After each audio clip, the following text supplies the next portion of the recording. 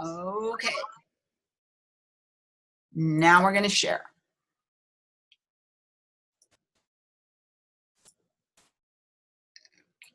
Okay, so slideshow. No, not that. I want slideshow, please.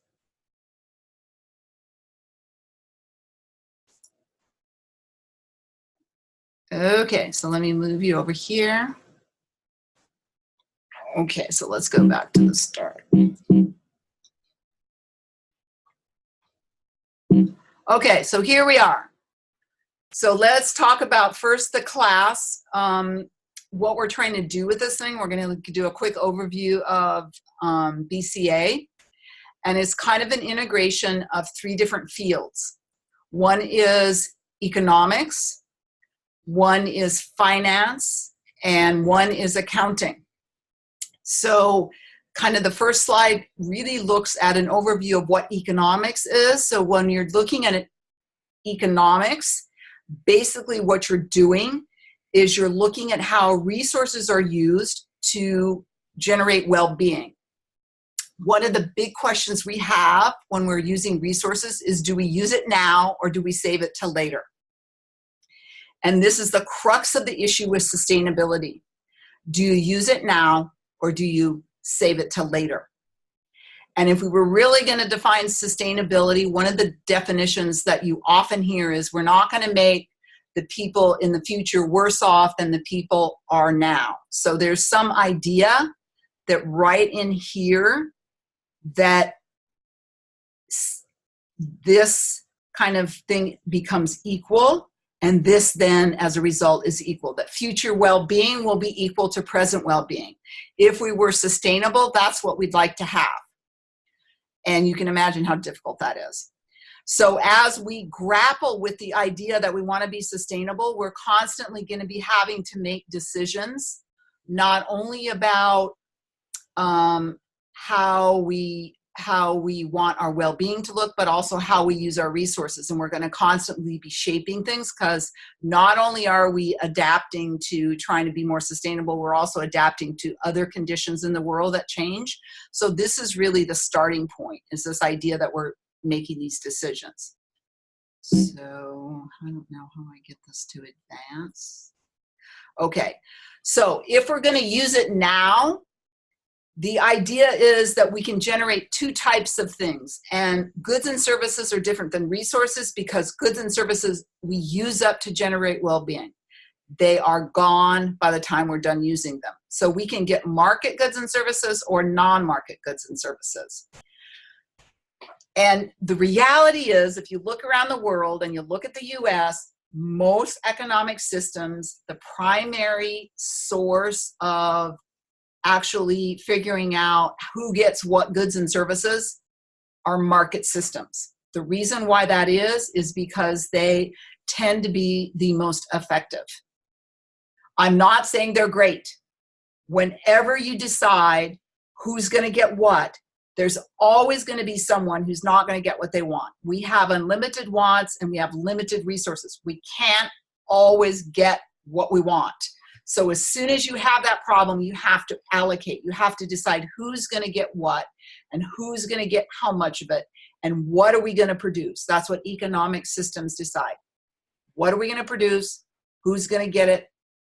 And how much are they going to get? So the predominant system is a market system. But the reality is you can't buy love. So not everything good is sold on a market, or maybe for a couple of hours, but not on the whole. So then we have to worry about non-market goods and services. And when we're dealing with social equity and other sustainability principles, we worry about that sort of thing. We know not everything can be bought and sold, and it's not really equitable if we do that. So when we talk in this class, a lot of our decision making will be based in economics, because we're going to talk a lot about how do we change how we use our resources, because we're not doing a really great job. So we need to do better. And when we're talking about trying to increase well-being, which is why we're even having this discussion, we want to have strong communities. We don't want to have communities that have severe social inequity, that have pollution, that no one's taking care of. There's health problems. There's a lot of social issues that are causing the communities to be unhappy. Then we really want to make changes in how we're deciding. So we are constantly, as individuals, families, and communities, making decisions on how to use resources. And we're always trying to do better because our goal is to have as much well-being as we can. The problem is decision making. Okay, when we're trying to make change and figuring out what to do, is it just me? Difficult, and very confusing. One day I want this, the next day I want that. I think you should do this, you think I should do that. We should be more fair, but whose fair is it? We should wait, we shouldn't be so materialistic, but who wants to wait? Does anybody like to wait? Would any of you volunteer to wait? Most people don't like to wait. So this is why we run into these problems. Everybody wants everyone else to give stuff up while I get whatever I want. So this becomes very stressful. And so many people, actually, it's one of my favorite comments, most people don't like change. In fact, the only person that likes change is a wet baby because it's stressful to change. So in this class, we're going to talk a lot about how we make decisions, how can we make better decisions, and understanding how that process goes, how to make better decisions, and how to be more sustainable will all make us less stressed out and we will be less afraid. A lot of people, and it's been documented, are very, very afraid of that tiny little probability that something bad could happen. Or I don't want to try that because I don't know exactly what's going to happen. This creates a lot of wickedness because people just get paralyzed and we can't figure out what to do, so we do nothing. That is maybe worse. So we need to kind of get a handle on this. So we're going to talk about benefit cost analysis. A lot of people call it cost benefit analysis. The Society for Benefit Cost Analysis calls it BCA, so that's what I call it. So what is it? Well, it's an approach and it looks at the advantages and disadvantages of a decision. And how does it look at that? Well, it measures what you gave up or the costs of that decision and what is gained or the benefits of that decision. So it's very orderly, and this helps us get a system for going through all the points, the goods and the bads, making that list, really trying to flesh out that list. Now, in general, many of these costs and benefits are measured in money terms. To really do BCA, you're measuring everything in terms of money. And this is the rub in this particular technique. Not everything can be valued in terms of money easily. So this becomes very difficult. But we're still going to give it a shot, and I'm going to teach you how to deal with the situations where you can't find an exact value, and we'll try and figure out how to mitigate that and deal with that during, particularly for the advanced people in the class, for the advanced section. Now let's talk a little bit about accounting. So when you're doing BCA analysis, you're looking at all benefits and costs. And we're going to talk a lot about this in this class from different points of view for different individuals, different communities, different kind of approaches to looking at things. So we will talk about social benefits, environmental benefits, and distributional benefits, which really have to do with the equity situation. Is it really distributed throughout the community, or do only a few people benefit? And then from there, we will figure out what the net benefits are. So it'll be the benefits minus the cost. So what we get when it's all over, what benefits do we actually have in our hands from this project? And we will try to include the entire community. For those of you, which we have a lot actually in the business school, most accounting and finance related stuff only looks at revenue and expenses for money. Accounting is different from economics. Economics will talk about non-monetary benefits, like it makes me feel good. But accountants only look at the money that goes in and out of your pocket. So it's all really based on net profits. And you're only really looking at the group that either pays the money or receives the money from that particular project or occurrence. So if you paid some of those expenses or you received the money, then you'll be included. And it's really looking at a net profit thing. So this class will be different from something in the business school because we're going to really look at some other points of view. And the reason why we do that is because we want to really promote sustainability. And in order to be sustainable, we have to have concern for the environment, the social fabric. It's just not all about economics. And if you are even talking about economics, we're also worrying about how that economic benefit is distributed through the community. Having a big difference between rich people and poor people is not good. That is not socially good, so we're going to worry about that. Okay, so let's just start thinking about what this means. Let's think about a BCA that you might do every day. Let's talk about a decision about a resource that you're going to buy. What's your resource? Toothpaste, but we use it every day. It has many benefits. It removes dental plaque and food from your teeth, right? Why don't we want dental plaque? Because you start to get gum disease. What happens if you get gum disease? One of the quickest way to add 5 years of your life is to floss every day so you don't get gum disease. A lot of people die from gum disease. I've known people who have. It infects your heart. So a lot of people, particularly in the Pacific that chew betel nut, get a lot of gum disease. That kills them from heart attacks very quickly. So that's one of the reasons why we like toothpaste. It's a resource that increases our well-being. It helps freshen our breath. Certainly a resource if you want to meet people. Also prevents cavities. Why do we want to prevent cavities? Because you rot your teeth, then you can't chew. Really valuable to be able to chew. And whitens your teeth. Okay, have you heard my lecture about how obsessed Americans are with their white teeth? Totally obsessed. So we're really into that. So we have all these things. These are all benefits. So when you go buy a tube of toothpaste, that's the cost of that resource, and it generates these benefits. So you probably don't think about it, but when you go into the store and make this decision, who buys the store brand? Who buys the crest, the brand name? Who buys whitening toothpaste? Who doesn't? Whitening toothpaste is more expensive, I think. So again, this is the cost and benefits. So you'll go in there.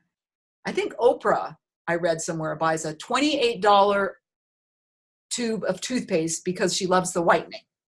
It's $28. That's pretty expensive. She must be very into that benefit of whitening. Others maybe just buy the store brand because all they care about is the health thing of, oh, it removes the plaque, prevents cavities. So you do this every day. You just don't cognitively work through these lists when you make decisions. Maybe you do on a big purchase, but on something like toothpaste, you probably just buy the one you're used to buying. So this is an example of every day using benefit cost analysis. So here's kind of the steps that we just went through. First, you would define the problem and identify project options to address it. We're trying to use a resource in a more sustainable way. We got to come out with a way to do that. You identify the costs and benefits for each option. You value them. All that can be valued, you value them in some way or other. And we'll look at many ways to do this. Then you calculate the net benefit for each option. Then to identify the best one, because we're looking at net benefits. So benefits minus cost, the one that gives us the highest net benefits is the best option. Then we decide, because remember, we're valuing things, these are estimates. So then we do sensitivity analysis to see, what happens if that doesn't really work out? What happens if that benefit wasn't as good as I thought? I bought this expensive whitening toothpaste, didn't really work. So I'm just going to waste the $28. Or maybe I've had all the other options, then it wasn't a total waste. I'm only going to do it once, and then I'm in a do an evaluation to see if it worked, or I'm going to get a plan, okay, on figuring out how sensitive those results are. The next thing you want to do, if you really want to be sustainable with the project, is look at how those benefits are distributed. We figured out what they are, but now we're going to see how they are affecting the community. That's something in 658 we will talk about, and then you pick what you think you should do and explain what you need to do to make it work. Because up here, you've valued costs and benefits, but you know how difficult that was to do. You can explain that. You look down here at sensitivity analysis, you can explain all the kind of variations you looked at and how they really changed the answer. Or do you really need to be nervous? Or pretty much it was always that same answer. Everything pointed to that answer, and I'm pretty confident. So that's kind of what you're doing, and we will practice that. Then, in order to actually do this, let's talk about how you operationalize it. So you have a with or without project option. So here's if I do nothing. My net benefits are not really going to change much. They're going to be as I predicted. But if I come up with this new policy or new project or new approach or new piece of equipment or new kind of construction, new infrastructure, then maybe I can increase the net benefits over time. So that's what you're always trying to identify. What's the kind of status quo if I do nothing? And then what's the option that I want to investigate? You may have more than one option. So you may have 3 or 4 different things that you're considering doing. But what you're trying to do is figure out those net benefits over time. Here I'm showing that, of course, the project option is a better one. You notice it's generated more net benefits. But over time, how do we compare this? Because that becomes very difficult. Also, what we're going to do in this class that would be different than a finance class is we're going to look at 4 different perspectives. We're going to look just first at the overall project. What does this project produce and what does it not produce as far as net benefits? Then we're going to say, now, if we were the community, how would we feel about this project? Because sometimes projects are done by outsiders, and that doesn't work very well. You hear this claim also very frequently here about the tourism sector, that many of our large tourist hotels are owned by foreigners, so all that money goes out. With tourism, we're exporting, so a lot of it is going out. That's why we're very frustrated with that industry, because from the community point of view, a tourism project is much different than just looking at the project alone. Because in the community point of view, we're actually looking at where do the profits go, where do the benefits go, who pays all the costs? Does the tourist pay all the cost? I think not if you look at just the carbon footprints alone. Tourism is very expensive here because of the carbon footprint, because they come such a long way. Very, very unsustainable. Then there's the business point of view, which is normally what you would do in a business school. You're just looking at that private financial feasibility situation I talked about. And then the environmental points of view, which is really an efficiency argument. For example, for the tourists, it looks like tourism is really great, but when you actually factor in all those non-market costs due to the huge carbon footprint, much less unattractive, much less unattractive. So that's what we're going to try and talk about, what that all means and how to do that. Because you can look at a project in 4 different ways. It may look good from the top, but when you get down to the community level, it just doesn't look good. And maybe we can make some suggestions to the person wanting to do the project to make us happier. Okay, so when you're valuing cost and benefits, normally you do market values. Yeah. It's just as simple as get a quote or figuring out what it's going to sell for. It seems easy. It's a little more complicated than that, but still, we generally can go to a market somewhere, just as the name describes, and then the next question is, when does this happen? Because you need to figure out exactly when the benefits occur. Then we have non-market values, which is what the 658 group will be looking at. And we've got social and environmental costs and benefits. What are they?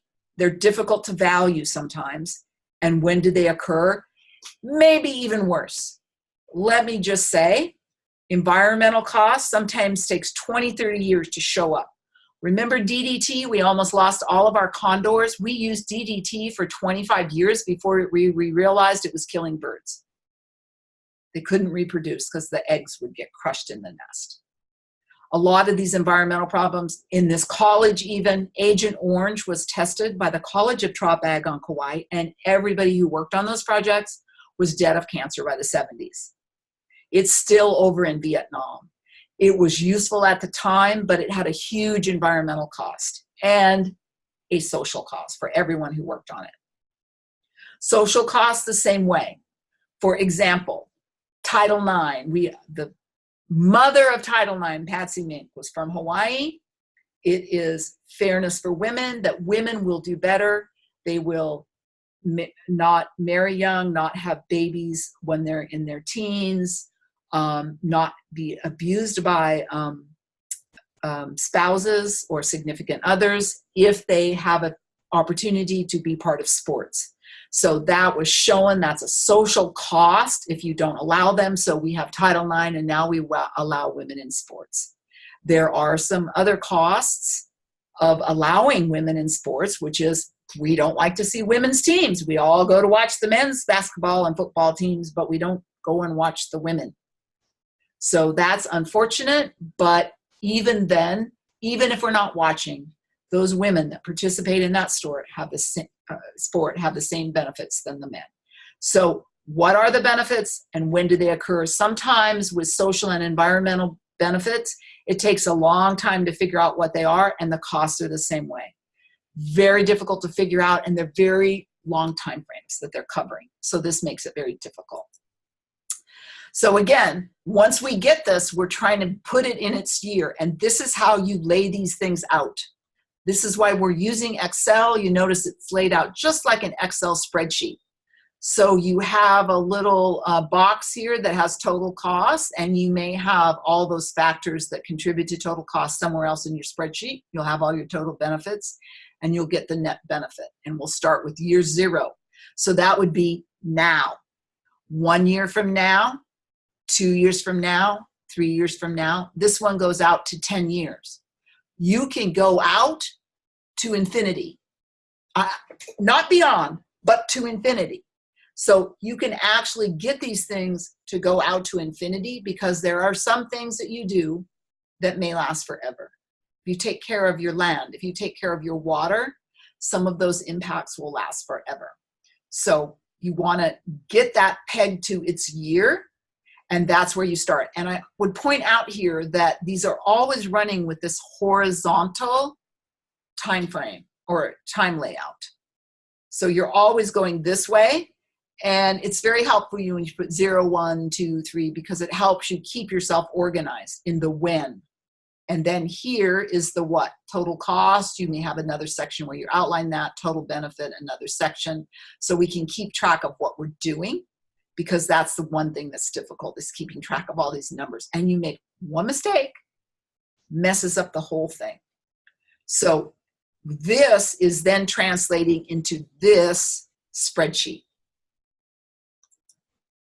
Then you do something we call discounting. This is what Excel does for you in the financial formulas. They do discounting. When I did this in the 70s, those of us who's had me before had my tales of woe, how I didn't have a calculator till I was an assistant professor. We used to do this by hand, but you have Excel, it's much easier. Discounting basically means that if I have to wait for money, I have to be paid. So in order to get me to wait, you have to pay me. As I said before, who likes to wait? Please raise your hand. Any volunteers for waiting? Nobody likes to wait. That's how people are. One of my biggest things is how to get people to wait. Every day I think about how can I get everyone to learn how to wait. If we could wait, we would be more sustainable. So in year 0, we don't have to wait, so we can just add those up to get what the net benefit is that year. But all other years, we have to discount. And in order to do that, we use Excel formulas that are programmed in to calculate the net present value. And in order to get it to calculate, you need to know how many years you're waiting, the net benefits per year, and the discount rate. What is the discount rate? The discount rate is the opportunity cost of waiting. Everyone has a different one. I have one for my business. I have one for my personal life. I'm much more able to wait in my personal life, but in my business, I'm very hard-nosed. There is no one answer, but if you invest in the stock market in other people's businesses, you can expect a 10 to a 10.5% return over a 30-year period. So the waiting by investing in the stock market, giving them your money, you have my money, you give me 10.5% a year. So that's what you're getting in the stock market. If you're investing in government T-bills, I think you're getting some menial 3%. Savings account, you're getting less than 1%. No reason to wait for that. So again, it's variable, and we'll talk more about it. Usually I give it to you in the problem. But in real life, there is no one number. We just figure out what we gotta have to wait. Let's look at it, why it matters.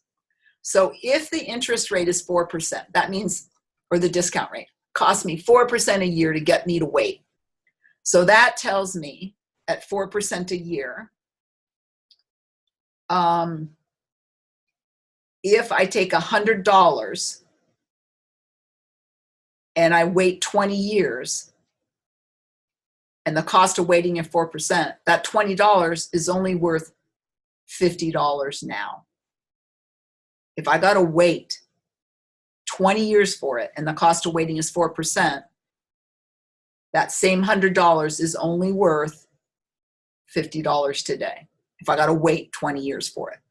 But if my cost of waiting is 16%, it gets pretty ugly. That $100, if I got to be paid 16% a year to wait for 20 years, that $100 is only worth $10 today. So if you give me $10 today, I'm happy. Or I got to wait 20 years and you give me $100. So it's a very high cost of waiting, and this is why we're not sustainable. When I got to pay you to wait, I don't value the future like I value today. Because there's a positive discount rate, we will never be sustainable. And this is the thing about finance that's so unnerving to the people functioning in sustainability formats. If you have to pay me to wait, we will never be sustainable, because I will never value the future exactly like I value today. I always need to be paid to wait. This is the essence of the problem. And this is why we need to understand these benefit cost ratios, so we can account for every possible benefit, the non-market benefits also, and actually structure better policy because it tries to take those into account. Because if you're looking at private decisions, you will never move to the sustainability position. Because private businesses very often will have 16% costs of waiting. So anything that occurs 20 years from now or later, we don't care about it. We do not care about it because it essentially has no present value today, because it's so far away, it's not worth anything today. And then we do some very nasty things to society and to the environment. So this is what we need to worry about. And we talk a lot about it. So anyway, back to discounting. What you're basically doing is taking this, all these, and moving them back, and this and moving them back, and then you can actually value this triangle in here by discounting. So that's kind of what happens. Okay, so let me stop sharing. So we stop sharing. Oh, I have a chat. Okay. So that's kind of the lecture for today, but I want to go over a little bit what's in your La Lima, because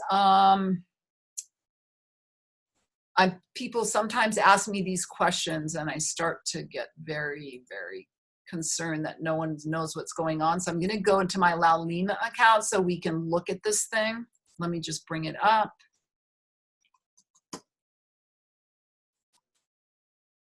Okay, log in.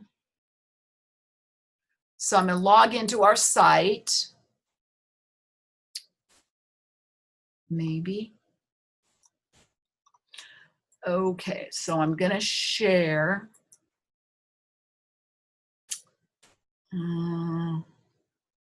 Whiteboard, PowerPoint.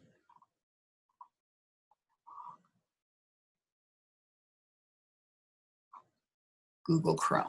Okay. All right. So here we are on my Google Chrome account, Lau Lima.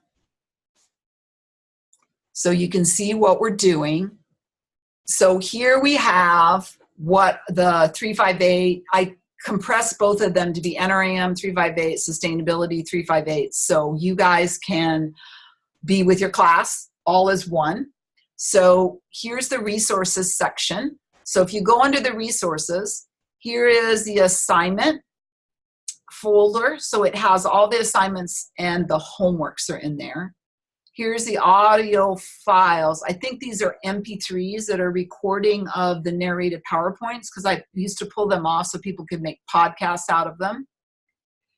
What are the case studies? People ask me about this all the time. So these are real BCA case studies so that you can see what they look like having been done around the Pacific. They're actually climate change projects we have a major problem out in the Pacific with climate change.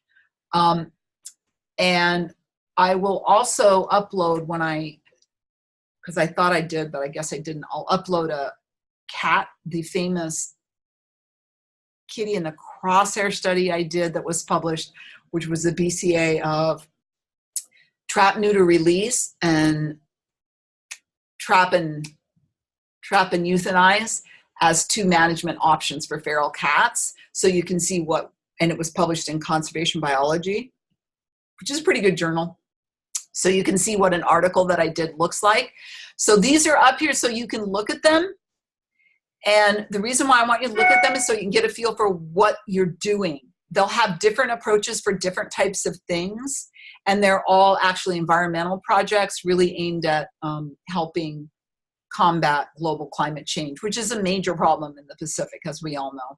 So these are some examples of actual CBAs, and you'll see some of them are not very good. Some of them are better than others. I want you to see what they look like, how it looks like, so you are knowing what we're talking about. And then the graduate students will actually present one of these just using what's up here. You don't have to think on your own. You just present what they did so you can get a feel for how to present it. And then the undergraduates can look at those presentations. I want you to be able to present these things so that you know what you're doing, which is much, much different than actually doing just a spreadsheet. You actually are trying to explain the results. It's very important. So that's the resources. Then we have, also in resources, we have the syllabus. And let me go back to resources. Okay, so we have the syllabus right there. It goes through all the grading policy. You do not get graded if you show up to these Zoom things or not. All I care about is you get your homework done and get your assignments, your homework, and your project. Here is the 2 case study project for those of you who want to do that one. There's also one in your book, or you can make up your own. Some of the students are making up their own projects. I don't really care. Pick something, do something. You want to get a practice for doing one from start to finish because all the assignments are partials.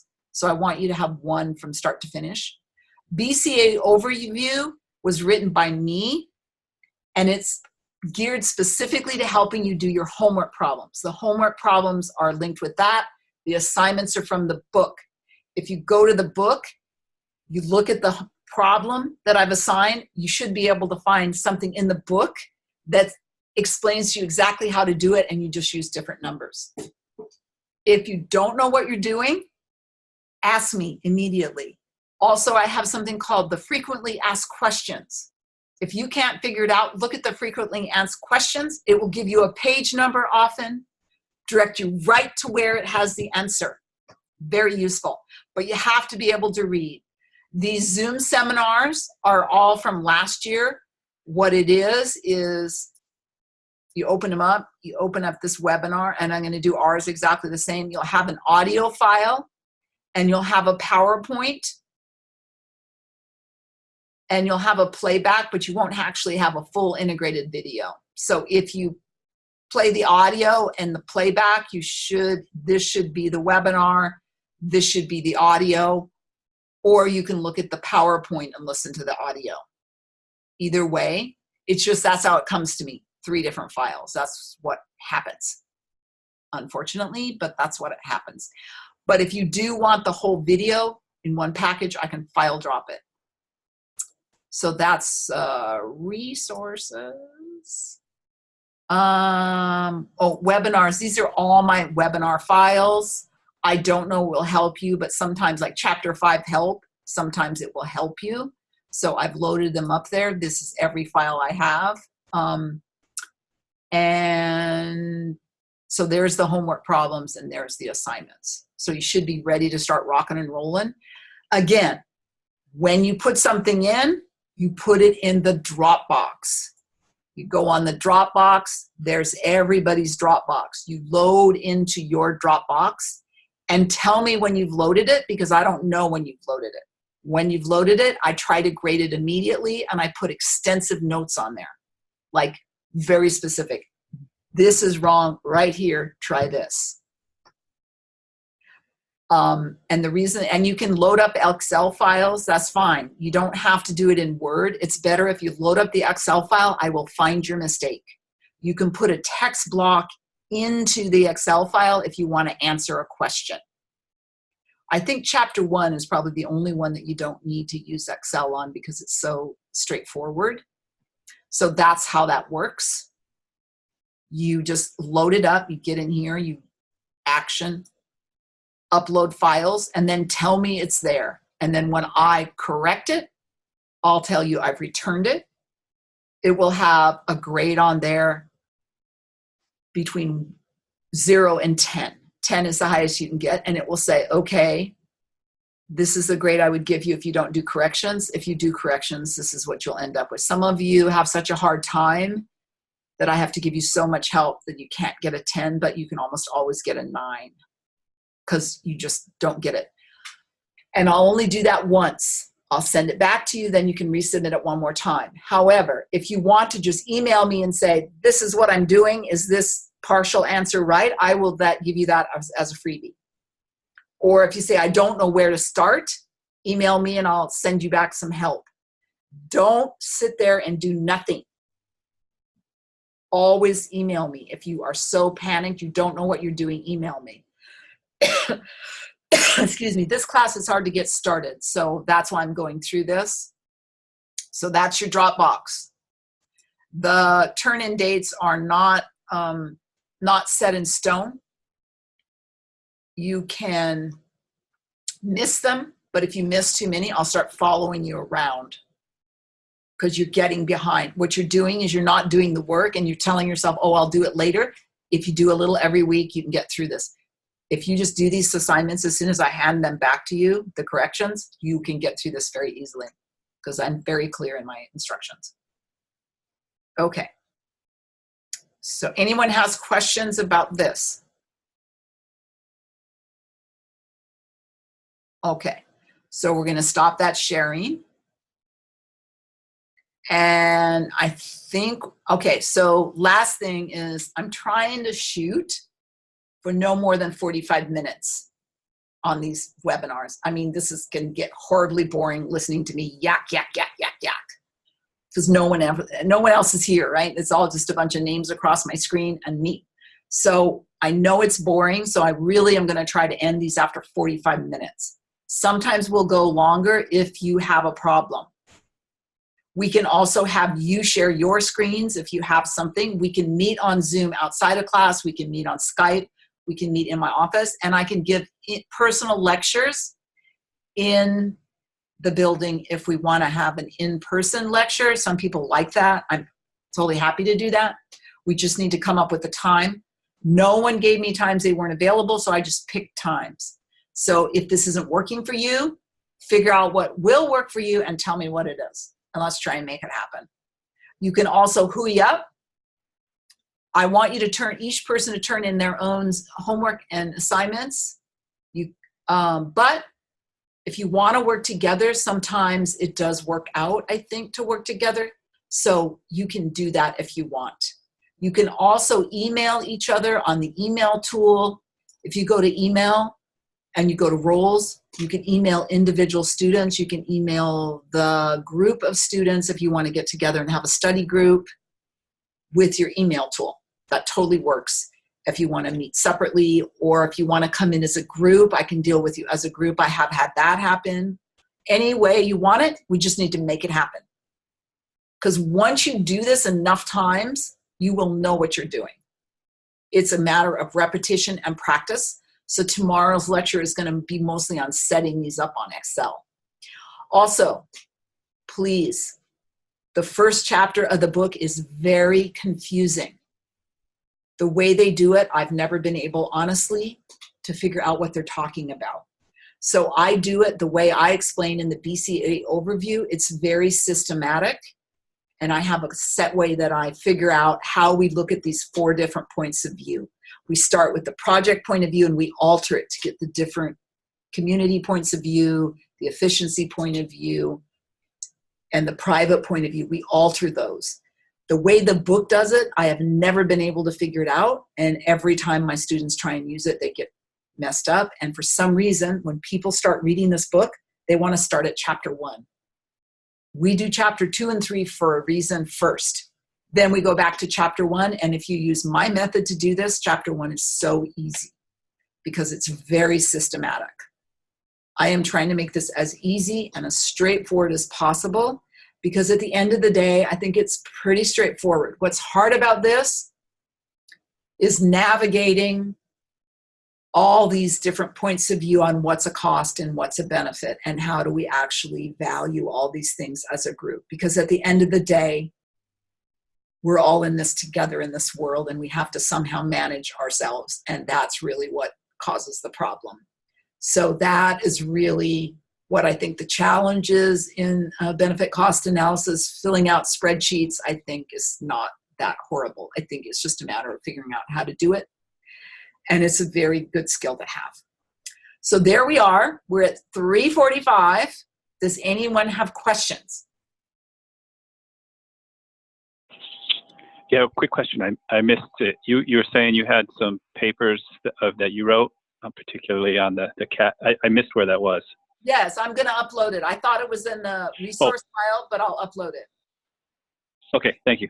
I haven't I thought I had uploaded it, but I was wrong. And it's only because it gives you an example of what would go in a professional journal, and a very thorny problem, because this cat thing was extremely controversial. I got literally death threats on my email from this cat work.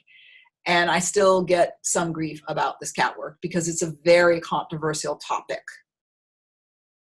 So I'll try and get that loaded up in the resource box for you, so you can see some different examples of how to use it. For those of you who have your own problems that you're trying to think about, I want you to have a bunch of options. There's also a society called the Benefit and Cost, the BCA Society.